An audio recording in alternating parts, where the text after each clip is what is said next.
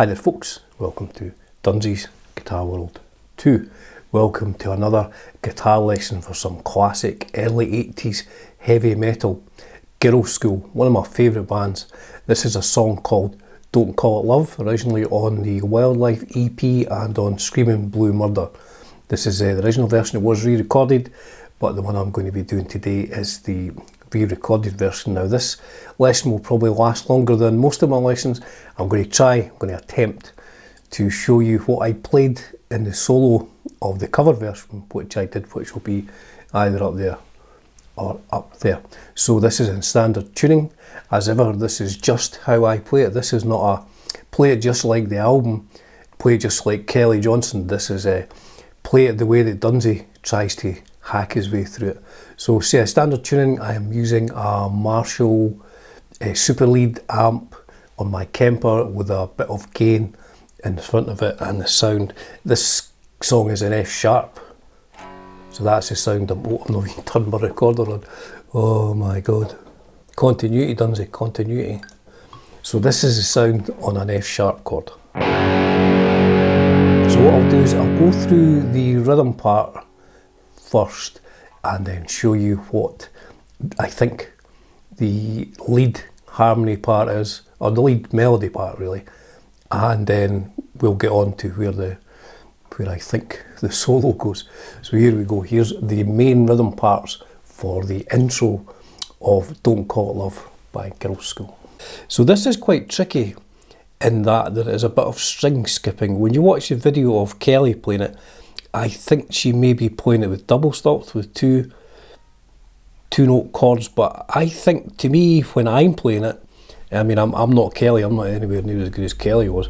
To me, when I'm playing it, it sounds better just to do this with single notes. So what I'm doing is the second fret of the bottom string, the F sharp, 2, kind of palm muted, and then string skipping away over here to the third string to 4,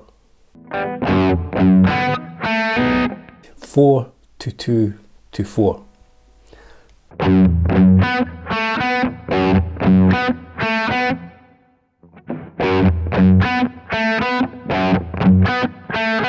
then we go to an open E, but we keep playing the same two notes on the G string.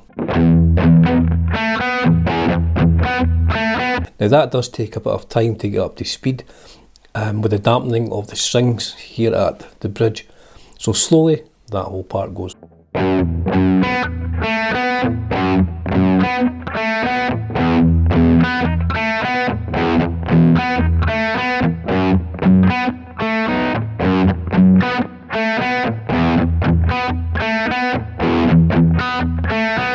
I'll see if I can change my hand position on this one so you can maybe get a bit of a better view.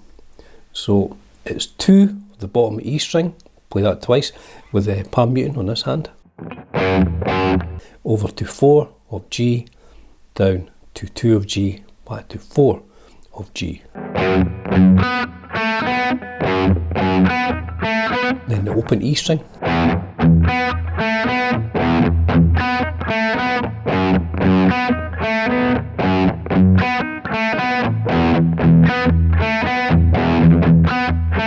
Then the rhythm guitar goes to play, I think it's just like an F sharp power chord. I don't know if it's a major or a minor. I think it'll be, I guess Kim's playing this, Kim McCall's playing this. So it just goes to the F sharp power chord, which was 2 of E, 4 of A and D, and then down to an E.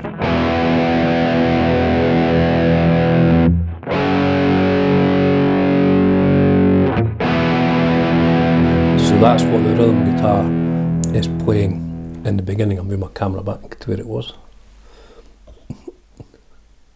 So once the rhythm guitar starts playing the F and the E chord, there is this melody line. So it sounds to me like we're bending the 4th fret of the G string, a unison bend with the 2nd fret of the B string. So we're bending that note up to that note. So like this. I'll play the F chord first. So we bend the G up,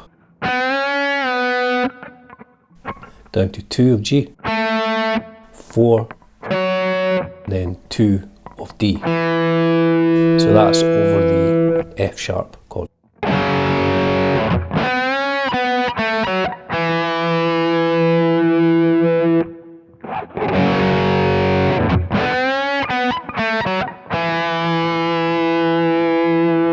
So that's what's playing over the F sharp chord.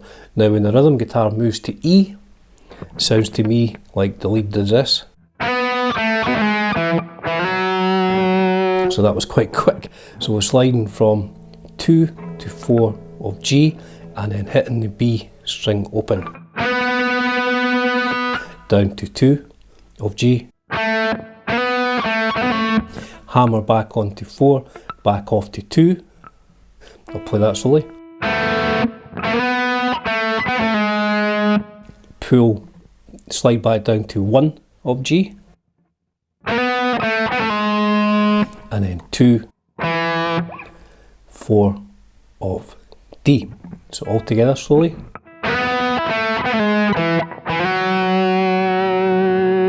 And again.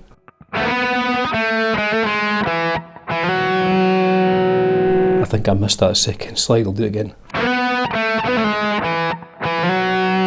And that's what's playing over the E chord, E major chord. So those two parts together, I'll start with the F sharp, which the rhythm guitar's playing.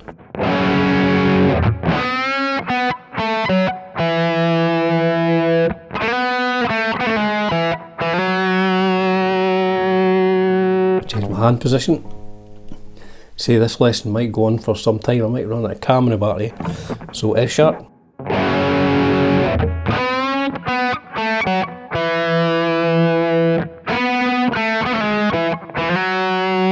Now the second time when we're playing the F sharp chord on the rhythm guitar, it sounds to me like Kelly's playing something a little bit different. Instead of doing a unison bend with the second fret of the B, it sounds like she's bending the 4th fret of the G up, but then playing the 5th fret of the B at the same time, and then down. So it's the same second part, 2 of A, 4 of D, and 2 of D. I've got a bit of a sore throat coming on, but it sounds to me like this. And then the second part is the same. So the whole of the intro, lead guitar part.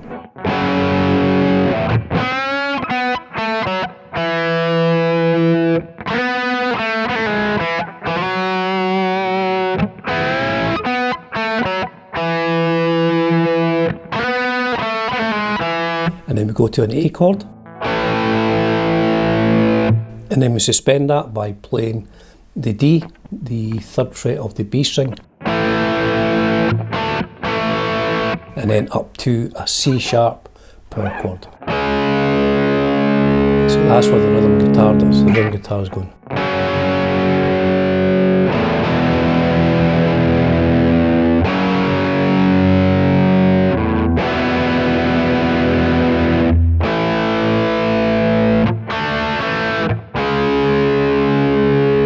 Rhythm guitar now. The lead guitar, which I guess was Kelly's playing, sounds to me when we're going to the C sharp power chord, she's playing this, sliding from 4 to 6 of G, over to 5 of B, back to 6 of G, and then play the 7th fret on the top B string, top E string, which is a B note, maybe a slight bend on that. So all that part when you're playing coming out of the A.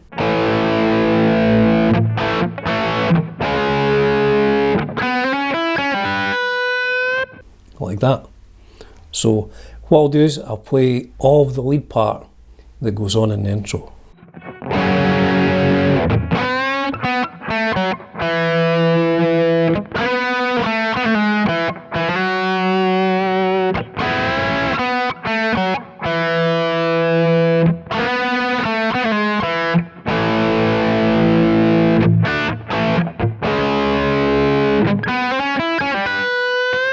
And then we're into the verse. So the verse, again, string skipping, and it's pretty much the same as the intro with one slight different. We're going to a slightly different note. We're playing 1 of G at one point. So the first measure is just the same as the first one we did in the intro. And then to the E. Third measure.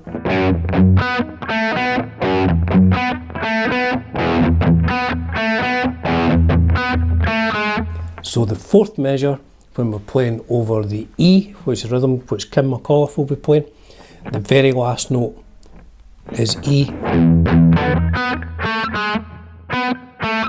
So we're going 4, 2, 1 of G. So I'll play the whole of the verse slowly.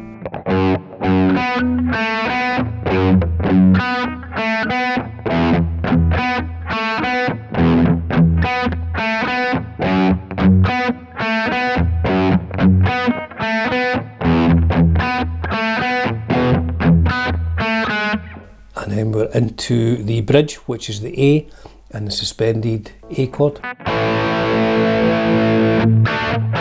up to the C sharp power chord. Now again, there's a lead part over the top of that, and then into the chorus, which is the same as the intro.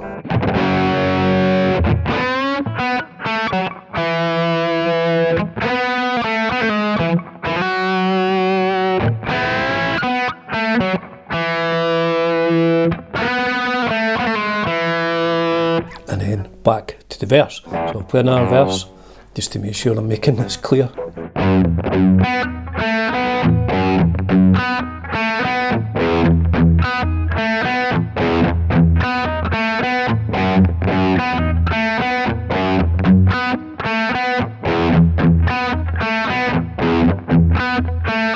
To the bridge, the A and the suspended A. C sharp.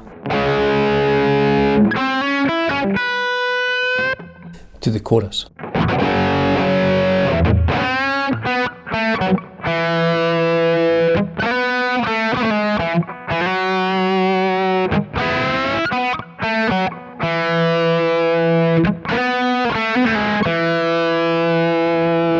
Then we go into where it's just the guitar playing. It's really like the intro, we're just playing it.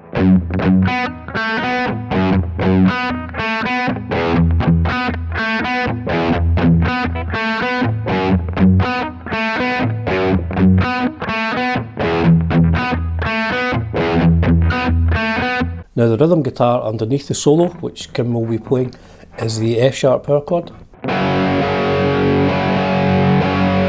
to A, to E, to the C sharp power chord, and that's what goes underneath the solo.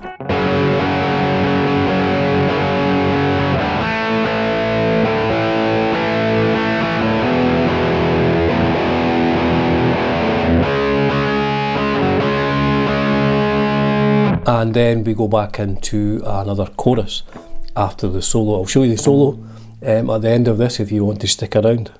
So we go back into.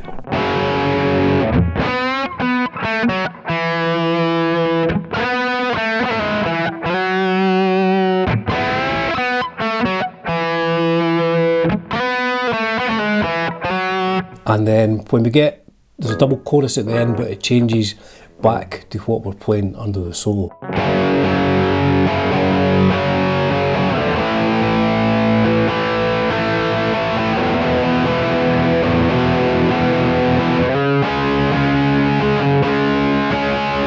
And that's all the rhythm guitar parts as I hear them. So the solo, I guess, is in F sharp. I don't know if it's minor or major. Musical notation and musical understanding is a bit outside of my skill set. So the first thing I hear is either a slide or a hammer on from 2 to 4 of D, and then 4 of D again over to 2 of A. Play the 2 of the A again over to 2 of D, back to 2 of A so far.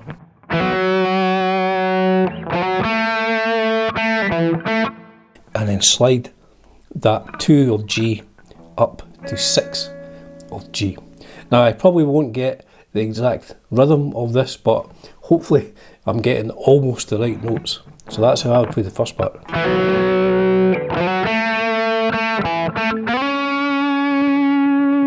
Play that note again, 6 of G over to 5 of B. And then hammer it on to 7 of B. Like that. So far.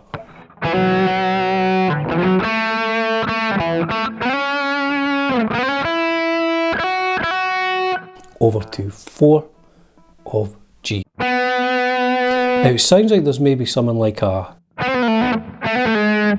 that, but I didn't do that on my cover. I just stuck on the 4th fret of the G, and then the next thing we play is we bend the 5th fret of the B, which is the E note, we bend that up to the F sharp.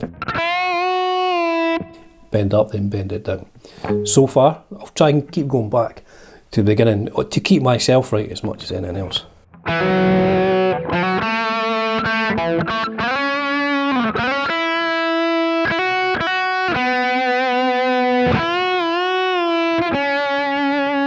So then we do that bend on the 5th fret of the B and end up back on 6 of G.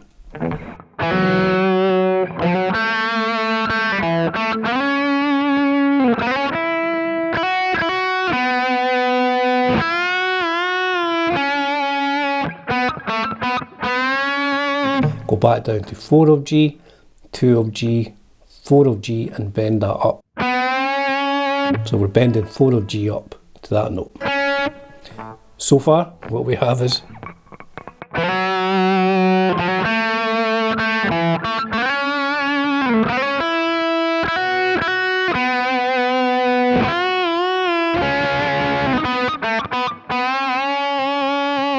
and then we slide that note. We've bent the 4 up of G up and bent it back down. So we slide 4 to 6 of G. Now it sounds like there's open strings going on after that. I think it may be, I'm not sure this is right. So we're going 6 of G and then 5 of B and the open E string. Something like that. And then what we do is we slide 6 of G up to 9 of G, back to 6 of G.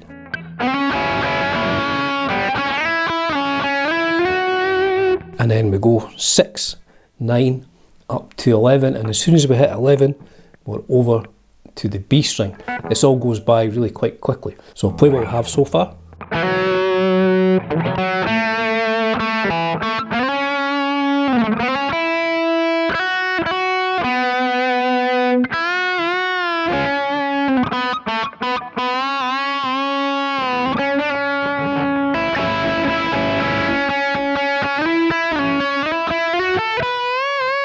So once we get to 11 of G, we're straight over to 10 of B, 12 of B, and bend that up a full tone. So that's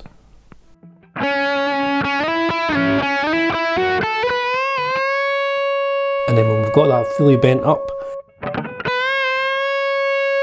I catch the top string, top E string, with my pinky on the 12th fret. Let that down. And finish on 9 of G. So far what we have is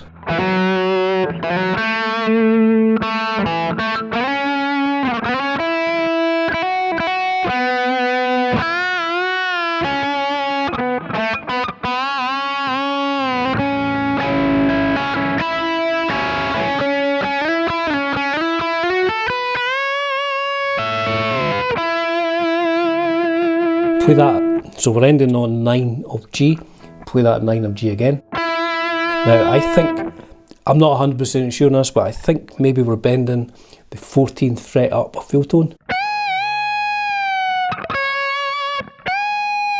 It's a big bend anyway, so. and then down to 14 of B,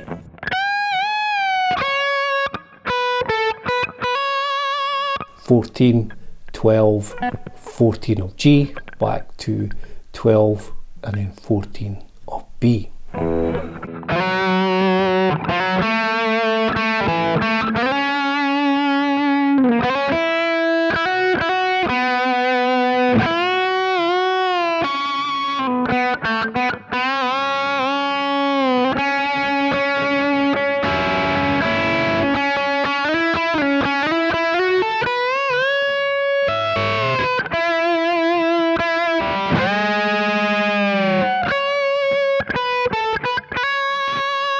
And then back into the chorus. Lead guitar goes back into the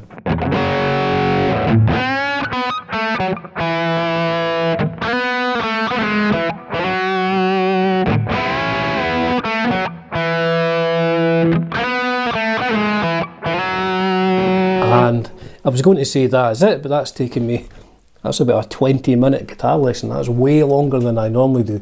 I don't normally do solos. I don't think my channel is pitched at people who want to learn the solos. I try to pitch things a bit easier than that, you know. I like to teach people how to just, you know, strum along with their favourite tunes. You know, if you haven't played guitar for a while and you know you're of a similar vintage as me, that you just want to, you know, play along with your favourite albums, and that doesn't necessarily mean learning all the solos. And I am a jammer, so if I was doing this in a covers band, that's how I would play it. That's probably not, that's definitely not exactly how Kelly plays it, but my thinking on learning solos, if you're playing in a covers band in a pub, you know, if you're playing in a tribute band, that's something slightly different. But if you're just playing a bunch of covers to, you know, people who are drinking lager in a pub, to me, you need to learn the very beginning of the solo, you know, the first couple of bars. That needs to be correct, because people will hear that and think, oh, the solo's starting. Now, if there's a sort of motif in the middle of the solo, again, or if there's a key change in the middle of the solo, you need to nail that part. And then at the end of the solo, again, if you're going back into a verse and there's maybe a key change, you need to know that part. However, I would argue, as someone who has played in covers bands in pubs for, you know, 4 decades, that I'm hesitant to say you could get away with. But what I mean is, you don't need to learn the whole thing perfectly unless you're in a tribute band.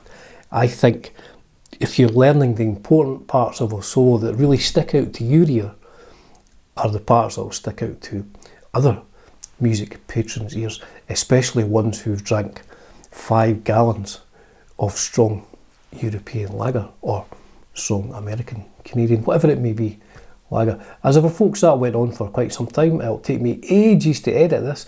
I would ask, I don't normally ask on this channel, I would ask if you have found this helpful, if you've managed to stick around to the 25-minute mark, if you would click the thumb button, because you know, it seems that my views on lessons are going down and down and down, which I understand. You know, I'm showing how to play songs from yesteryear. I don't imagine there's many kids that are looking to learn Girlschool or Anvil songs, but be what it may, I'm here to assist people who are looking to play that sort of stuff. And if you click like, maybe even subscribe, whatever, that does help my lessons.